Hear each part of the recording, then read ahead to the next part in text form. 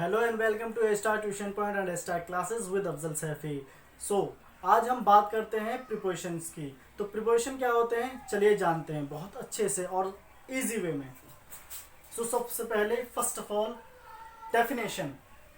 Preposition is a word और phrase which is used before noun or pronoun to show the relation of noun or pronoun with other words. Means preposition एक ऐसा शब्द या शब्दों का group, phrase कहते हैं शब्दों के ग्रुप को, ऐसी चीज को कहा जाता है जो नाउन या प्रोनाउन संज्ञा या सर्वनाम से पहले लगे। हमें से जरूरी नहीं कि पहले ही लगे, बाद में भी लग सकता है, लगे और वो दूसरे सेंटेंसेस की नाउन और प्रोनाउन के बीच में एक रिलेशन बताए कि वो किस तरह से उनका रिलेट करता है। तो जानिए, आइए देखते हैं। सबसे पहले लेते हैं हम ऑन को। ऑन का मतलब होता है पर कंडीशन में, लेकिन कंडीशन कैसी होनी चाहिए? टच कंडीशन होनी चाहिए। एग्जाम्पल, तो एग्जाम्पल हम साथ साथ लेंगे। सबसे पहले हम ऑन का लेते हैं टच कंडीशन वाला एग्जाम्पल। जैसे बिल्ली टेबल पर बैठी है, तो जब बिल्ली टेबल पर बैठेगी तो वो टेबल से टच कंडीशन में होगी, तो हम लिखेंगे the cat is sitting on the table. तो ये हमारा सेंटेंस हुआ किसका? पर कंडीशन टच वाली का। अब उसके बाद आता है समय पर। जब हमारे हिंदी सेंटेंस में समय पर वर्ड यूज हो तो हम ऑन का इस्तेमाल करेंगे। जैसे मैं समय पर आता हूं, वह समय पर जॉब पर जाती है, तो इस कंडीशन में हम पर लगाएंगे, ऑन यूज करेंगे पर के लिए। कैसे? ऐसे मैं समय पर आता हूं, तो आई कम ऑन टाइम। तो यहां पर ये ऑन दिखाएगा कि समय पर बात हो रही है, कि समय के लिए बात हो रही है, कि हाँ कोई काम समय पर ही होता है। उसके बाद एग्जाम्पल आता है तीसरा, दिन और तारीख का।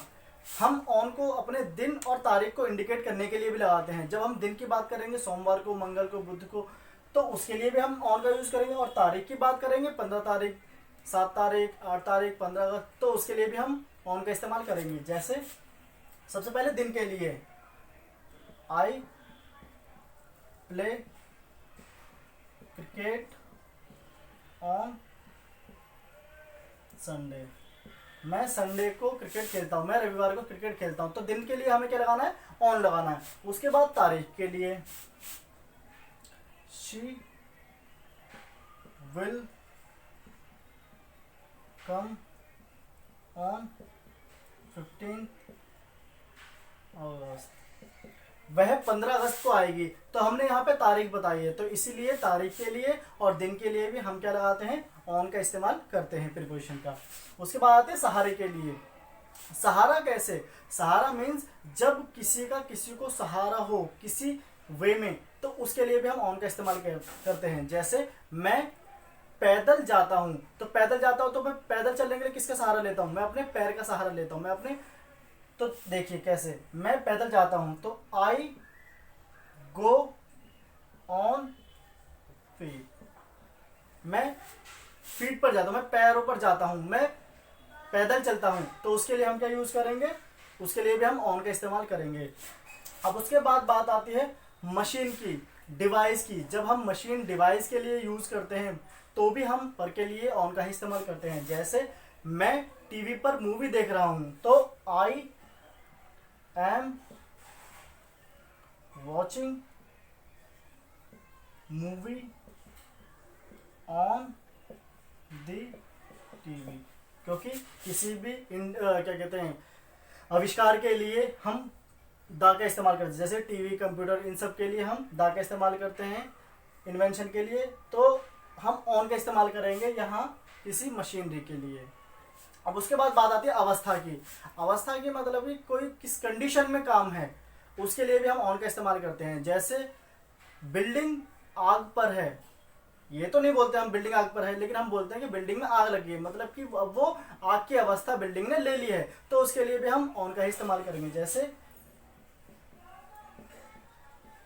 The building is on fire, मतलब बिल्डिंग में आग लगी है, बिल्डिंग आग पर है, बिल्डिंग में आग लगी है, तो उसके लिए भी हम क्या यूज करेंगे?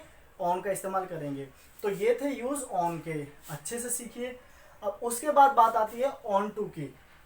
अब ऑन टू कैसी कंडीशन में लगाते हैं? ऑन को भी हमने पर के लिए लगाया था टच कंडीशन के लिए, ऑन टू भी पर के लिए लगेगा, लेकिन ये पर होगा एक ऐसी कंडीशन, मूविंग टच कंडीशन। इसमें एक जो कंडीशन होगी टच होने की, वो उससे पहले मूविंग कंडीशन में होगी। हिंदी में जानने के लिए देखिए, सिंपल लैंग्वेज में कहीं से कहीं पर। मेरा मानना यह है कि हिंदी में सीखो या इंग्लिश में सीखो, कैसे भी सीखो, लेकिन ऐसा सीखो कि सिखा सको। मीन्स हमें अच्छे से सीखना है, अब मैटर नहीं करता वो हम हिंदी में सीख रहे हैं इंग्लिश में सीख रहे हैं। तो इस तरह से अपनी लैंग्वेज में याद रखने की कोशिश करो कि आप हमेशा याद रख सको। तो कहीं से कहीं पर ये आप याद रखोगे तो हमेशा याद रहेगा आपको। मीन्स कहीं से कोई चीज़ आएगी और कहीं पर हो जाएगी, कहीं से आएगी कंडीशन कंटिन्यू में और कहीं पर हो जाएगी। जैसे ही जंप्ड, जंप ही बोलते हैं इसे, ही जंप, वह कूदा, and he jumped onto the horse and ran away. He jumped onto the horse and ran away. वह कूदा घोड़े पर। जब वो कूदा तो वो कंडीशन कंटिन्यू थी उसकी, वो कूदा घोड़े पर और भाग गया। तो ये थी कंडीशन ऑन टू की। इसी तरह से एक और एग्जांपल लेंगे। I caught the cat and put onto the table. इसका मतलब यह है कि मैंने बिल्ली को लिया और रख दिया उसको ले जा करके टेबल पर। मीन्स यहाँ पे ये कंडीशन हो गई एक कंटिन्यू वाली, कि कंटिन्यू में लेके गया उसे और टेबल पर रख दिया। तो ये था यूज हमारा ऑन का और ऑन टू का। तो और आगे हम चलते हैं दूसरे पोजीशन। और ऑन टू के बाद बात आती है ऐड की। तो चलिए इसे भी देखते हैं। अब ऐड का इस्तेमाल बहुत ज़्यादा कंडीशंस में होता है। अब कैसी कंडीशन से होता है और कहाँ कहाँ होता है तो देखते हैं। सबसे पहले ऐड का इस्तेमाल होता है छोटे स्थान के लिए, मतलब एक छोटी जगह के लिए, प्लेस के लिए जब बात करेंगे तो हम ऐड का इस्तेमाल करेंगे। अब हम एग्जाम्पल देखते हैं इनके। एग्जाम्पल है कि मैं शहीद नगर में रहता हूँ, तो शहीद नगर एक छोटी जगह है तो हम ऐड का इस्तेमाल करेंगे। जैसे आई लीव एट शहीद नगर। तो ये हुआ ऐड का इस्तेमाल छोटे स्थान के लिए। अब वहीं दूसरी जगह ये होता है कि बड़े स्थान से छोटा स्थान निकालने के लिए। एक बड़ा स्थान है, हमें पता है कि बड़ी जगह के लिए, बड़े प्लेस के लिए हम इनका इस्तेमाल करते हैं। जैसे मैं दिल्ली में रहता हूँ तो आई लिव इन दिल्ली। इस तरह से वह दुबई में रहते हैं, शी लिव्स इन दुबई। लेकिन हम बड़े स्थान में से अगर छोटे स्थान को निकालेंगे तब हम इस्तेमाल करेंगे एट का। कैसे? वो ऐसे। एग्जाम्पल है कि मैं क्या कहते हैं दुबई जा रहा था, तो थोड़े दिन के लिए या 2 दिन के लिए मैं दिल्ली में ठहरा। वैसे हमें ये पता है कि दिल्ली के लिए हम इनका यूज़ करेंगे क्योंकि दिल्ली एक बड़ी जगह है, लेकिन यहाँ पर हम इस्तेमाल करेंगे किसका? ऐड का, क्योंकि अब दुबई से दिल्ली एक छोटी जगह है। तो देखिए example, I stayed at Delhi. I stayed at Delhi, मैं दिल्ली में रुका। वाइल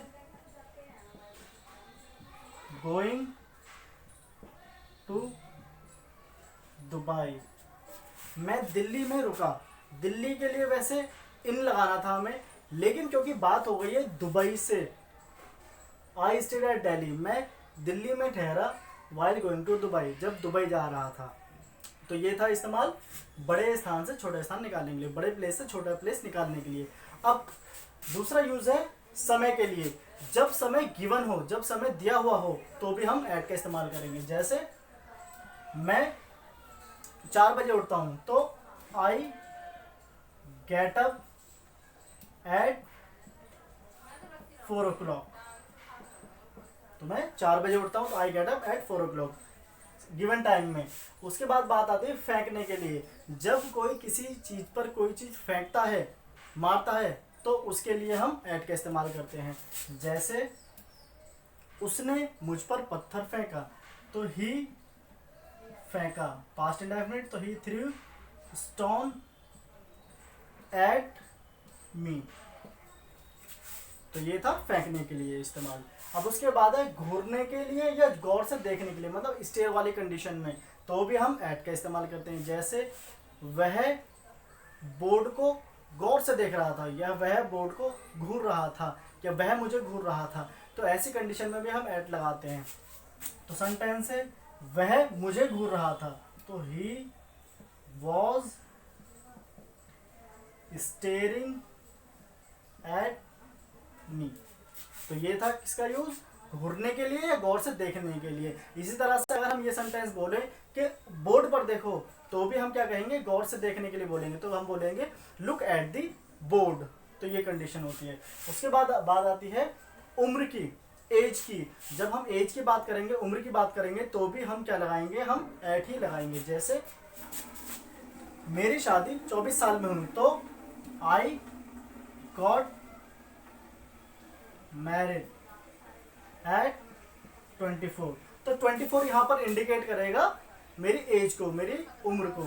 अब उसके बाद बात आती है रफ्तार की, स्पीड की। जब हम एक मूवमेंट की, एक मूविंग कंडीशन की, एक रफ्तार की बात करेंगे, तो भी हम एट का इस्तेमाल करेंगे। जैसे वह बाइक 50 की रफ्तार पर चलाता है, तो ही rides bike eight 50 kmph।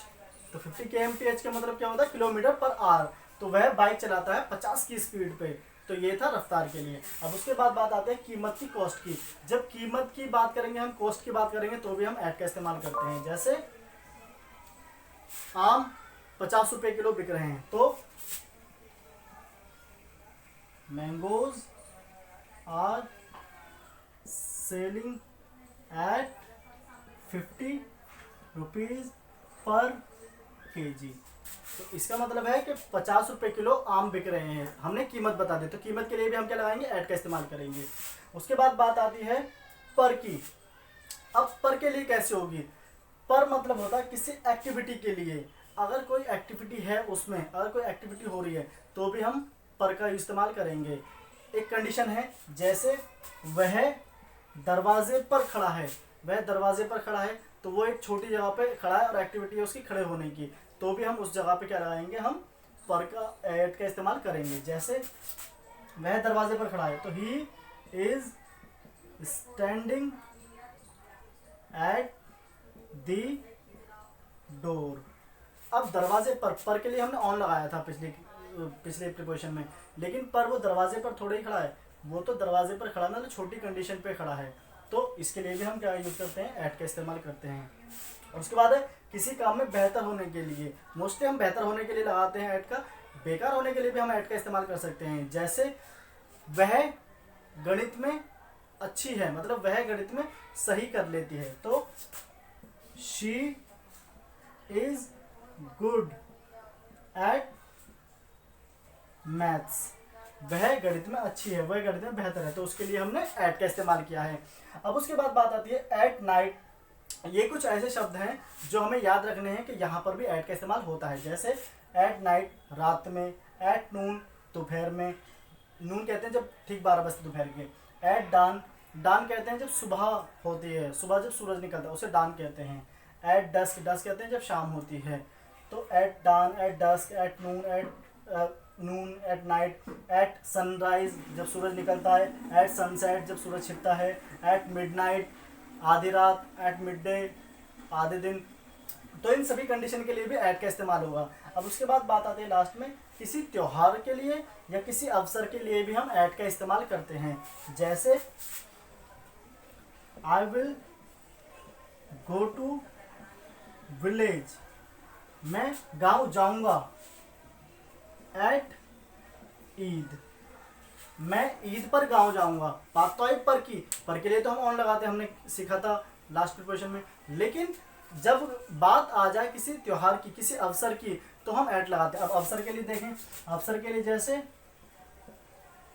She will not come on his birthday.